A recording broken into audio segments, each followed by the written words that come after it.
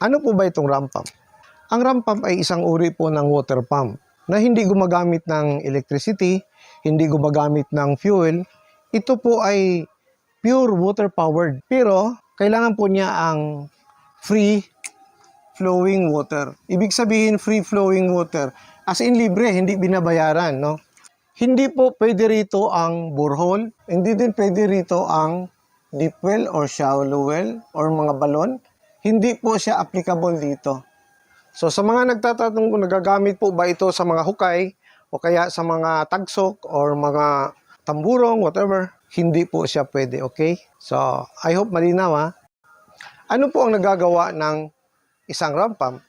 Kunyari itong drawing na to, itong illustration na to ay surface po ng lupa, no? Merong ilog dito, merong spring, may mga kabahayan dito, etc. Napapaangat po ng ramp pump ang tubig from a lower elevation to a higher elevation na hindi gumagamit po ng kuryente. Ito ang image ng isang Hillman ramp pump. Basically, ang isang ramp pump ay merong dalawang section. Itong drive section at itong delivery section. Dito sa drive section ay merong isang valve, impulse valve kung tatawagin. At sa delivery section naman ay nandoon ang air chamber valve. Pareho po siyang check valve. Dito sa drive section, pumapasok yung tubig galing po sa water supply or water source. Itong valve assembly, dahil sa momentum ng rumaragas ang tubig, kung tatawagin natin ay kinetic energy of the falling water, mag-aangat itong bigla. Ganon, no?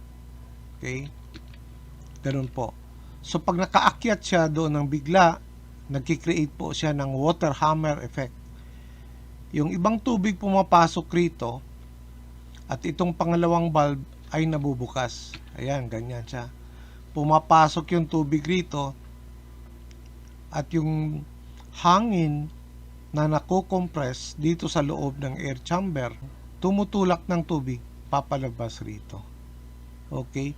So dito pumapasok yung tubig, inaangat niyang bigla yung impulse valve, nagki-create siya ng water hammer effect. Yung tubig na pumapasok rito, kinukompress yung hangin sa loob ng air chamber.